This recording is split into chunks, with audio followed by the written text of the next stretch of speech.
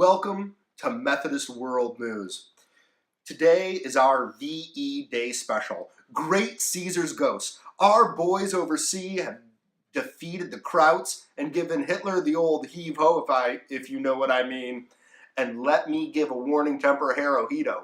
You're next.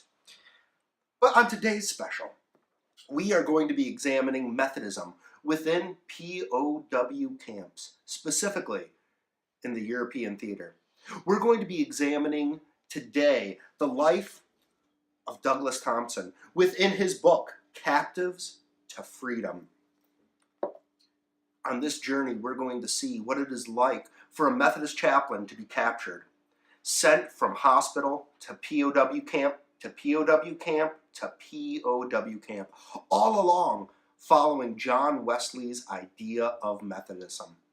I hope you enjoy the next 20 minutes and stick around.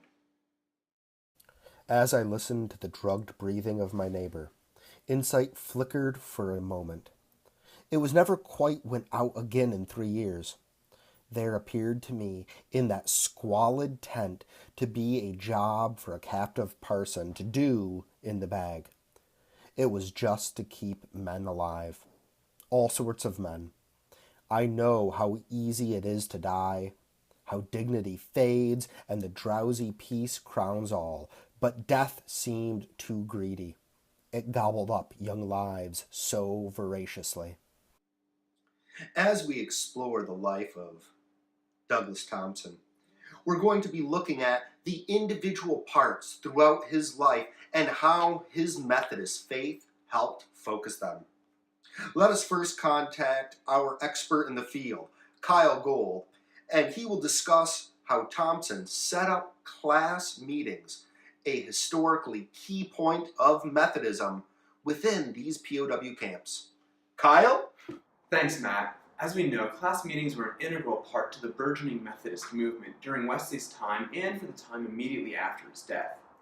With the social context that Wesley and other Methodists found themselves, the accountability and mutual support seemed to drive them to greater degrees of holiness. The laity was an empowered group, and we see these same dynamics at work within the POW camps and among the soldiers at war. Within the wartime issues of the Methodist Recorder, one can find soldiers working to find that something more spiritually. In February 1943, an ex-officer of the Royal Armored Corps recounted the story of a trooper in an armored regiment who had helped others to find a living faith by leading prayer meetings in the desert prior to his death at El Alamein.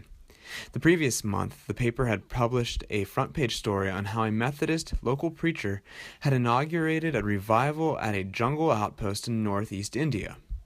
These endeavors by the laity were largely successful, with the local preacher's services attracting 100 to 150 men, half the camp, which also prompted the commanding officer to secure the services of a Methodist missionary as an officiating chaplain.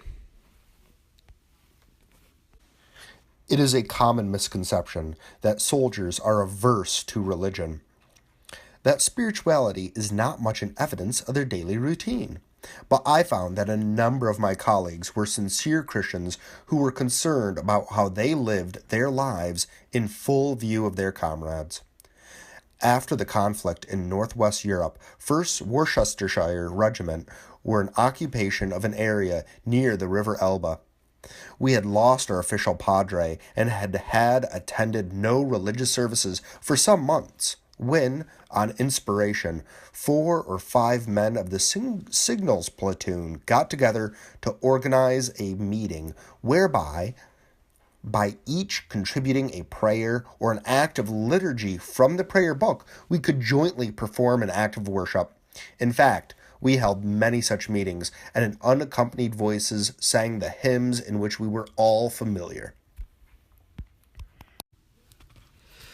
Regarding the band groups and class rules, Thompson relates, "The classes held together and we made a mutual covenant to ration the time we spent talking of the future.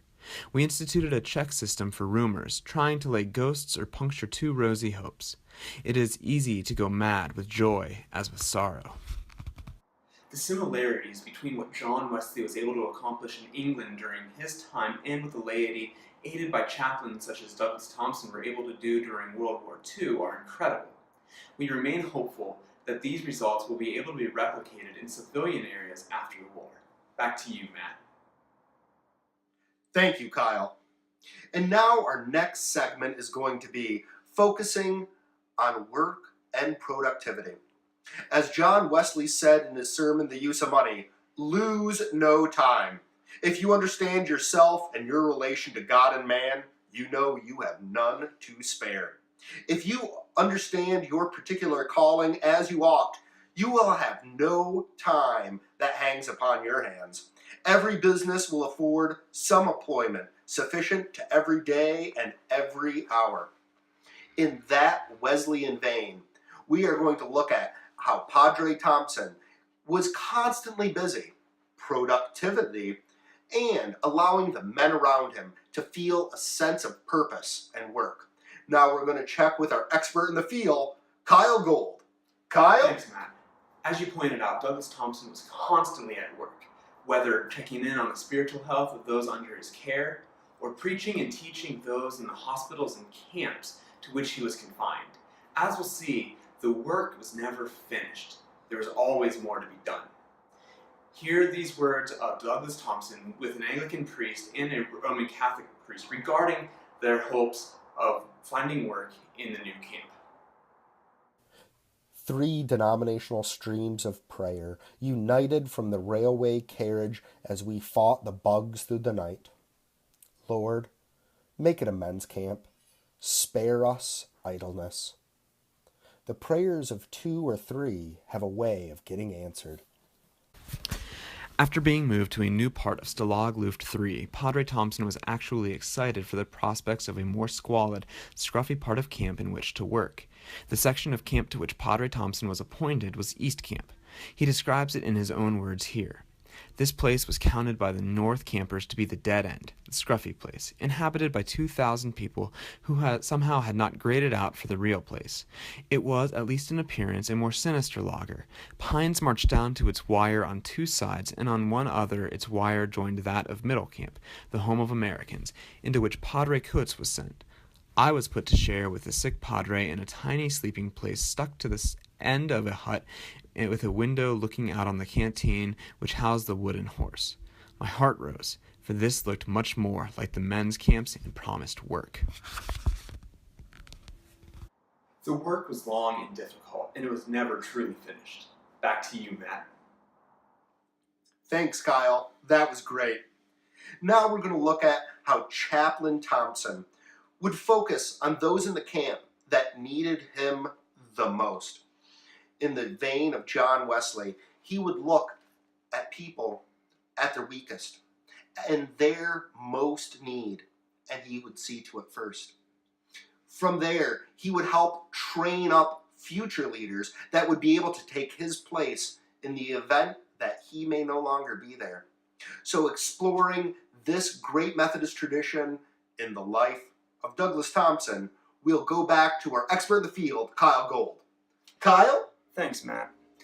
While most of us would probably be looking for the most comfortable, dry places to sleep and hoping for the best camp, this wasn't the case for Padre Thompson.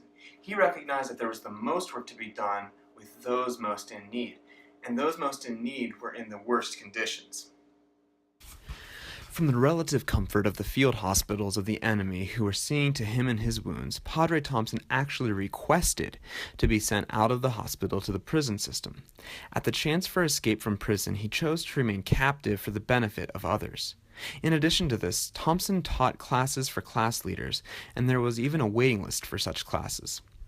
Another opportunity to escape the prison came later in the form of repatriation.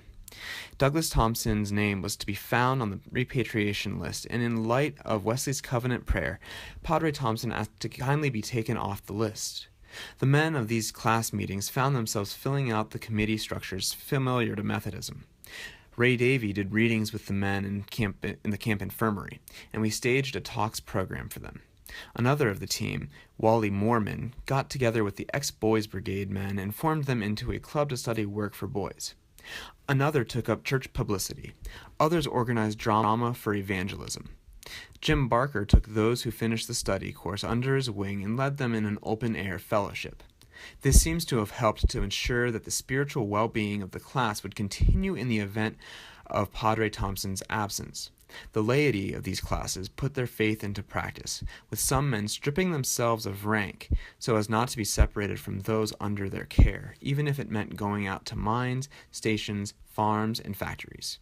Padre Thompson was willing to have church services quite literally wherever it needed to be, including a wash house.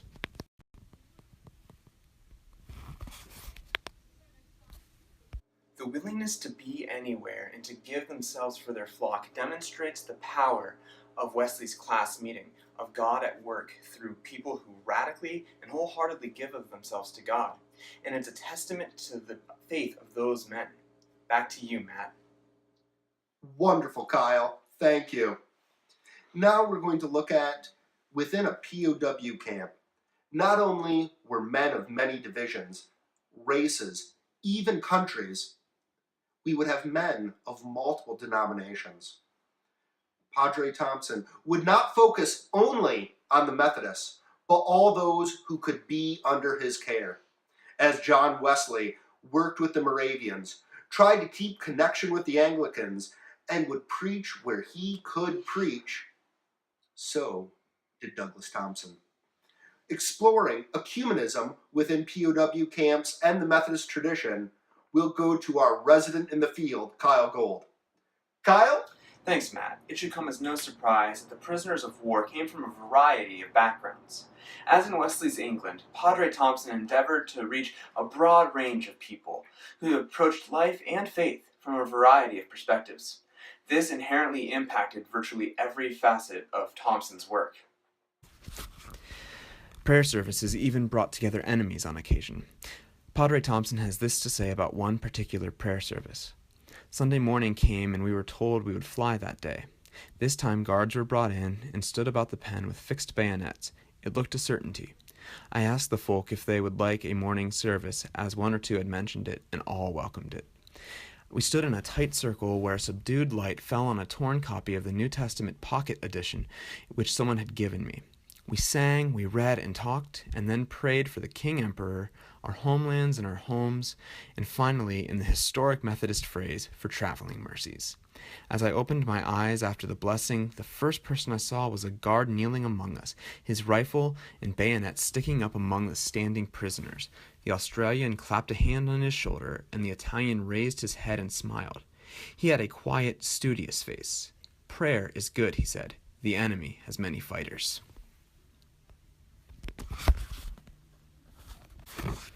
Douglas Thompson found need at least one camp to balance the needs of those under his care. He had Roman Catholics, Free Churchmen, and Anglicans. Padre Thompson recalls, "I began to balance between early morning Holy Communion and the Methodist class meeting. It worked very well, thanks largely to the wonderful loyalty of the Anglican men, who accepted this irregular ministry. For title, we used the words, 'The Church in Camp,' and that convenient umbrella covered regular litany, lay preaching, the Presbyterian type of Holy Communion, and the form from the Book of Common Prayer. I was grateful for the Wesleys and our Methodist sympathy with the ways of the established church. Happily, this attempt at church flourished and was highly successful." It's absolutely incredible that Padre Thompson was able to bring these diverse men together for worship. It is also a fitting tribute to the men who put aside their differences to become an intentional community in order for them to maintain a relationship with God and with other Christians in a time of terrible uncertainty for them. Back to you, Matt. Sweet Cajun fire, Kyle. That was great. But now, on a topic that is at the heart of many a Christian's daily routine, how we interpret our life as a Christian, our worship. Worshipping within a prison camp can never be easy, but most certainly can become a little interesting. So discussing how our Methodist chaplain would lead and perform worship within these prison camps, our senior correspondent, Kyle Gould. Kyle? Thanks, Matt. Padre Thompson, out of necessity, continued this practice of field preaching, and like his Methodist forebears, he experienced success. The worship experience of the prisoners also harkened back to the time of the Wesleys. We have the words of Padre Thompson. I soon got through the wire to some of my companions among the troops living in the bivouacs, for some of the sergeants on the other side claimed me from the Italians to go and conduct a service for them. They set up a table in an open space in the late afternoon, and I stood on this pulpit surrounded by a milling throng of men, representative of all the nations on the desert. A corporal of my own unit, who had often played for me, scrounged a piano accordion from Italian stores, and played hymn after hymn as the men requested them. We prayed together, and I opened my tattered copy of the New Testament to preach from the text. The same main story can easily be found in a history of the Methodist movement at the time of John and Charles Wesley. They were preaching outside of the church proper where the people gathered, and there was much congregational singing. The church in camp at one point found itself to be in need of hymns, so the men set about trying to remember hymns to be used in worship. There is a great deal of learning hymns by rote, and Padre Thompson would have men write out the hymns. Many times, the men would only remember the first and last verses of a hymn in their waking hours, but in their sleep would recall the middle verses only to forget them upon waking once more. Eventually, several prisoners found themselves in camp and brought with them complete hymns and even a copy of the Church of Scotland hymnary. The work that these men went through in order to be able to sing and worship to their God is nothing short of incredible. Padre Thompson found the men to be eager to become preachers themselves to such a degree that he began a preacher's class for those who felt called to such work. They studied sermon construction, the art of worship, and theology. They would critique one another's sermons once a week. Some even learned New Testament Greek in order to be more effective preachers.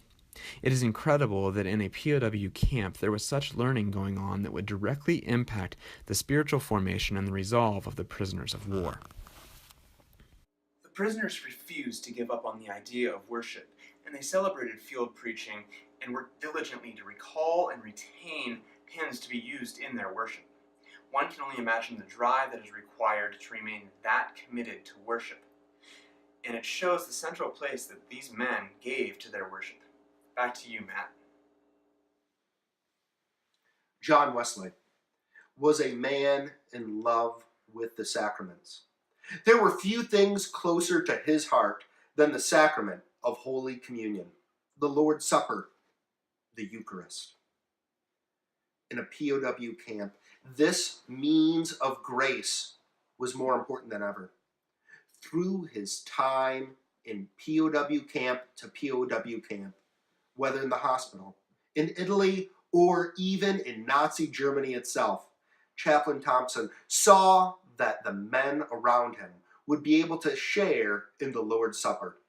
Our expert on communion as well as POW camps, Kyle Gould, will give us more. Kyle? Thanks, Matt. The Eucharist took on forms alien to us in the civilian world. In many ways, these Eucharistic celebrations can be seen as more powerful than any we ourselves experience. Hear these words from Padre Thompson. Bending over the man, I began quietly to recite the office of the Holy Communion from the Book of Common Prayer. He stirred, his lips moved, and he continued to frame the words soundlessly as I uttered them. Slipping my hand under his head, I put a tiny parcel of the rough bread between his lips.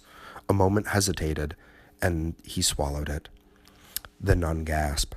I wet his lips with the wine, saying the age-old formula as the Mother Superior craned over the bed watching this new thing. The lad laid back quietly in our silence. Then, rearing himself up, he sat in the bed and smiled radiantly. He lay back and died. The Mother Superior, her eyes filled with tears, picked up the tumbler and hid it in her robes as the sacrament for common use. It was a true sacrament, she said. Angels carried it home.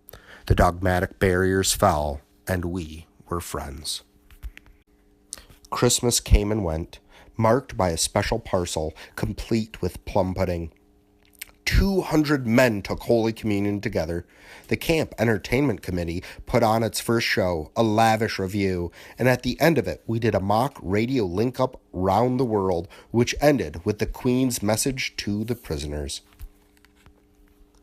At New Year, we held a watch night service attended by 500 men and prayed the stout-hearted prayers of Wesley's covenant service at an elaborate altar set up for the Roman Catholic Christmas Mass.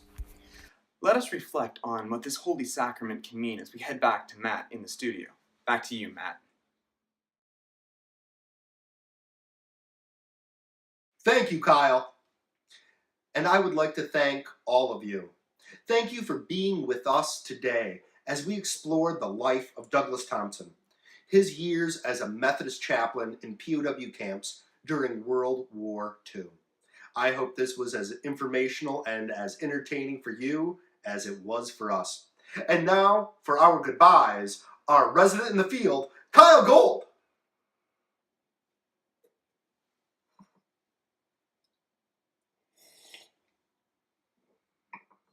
Bye, everybody.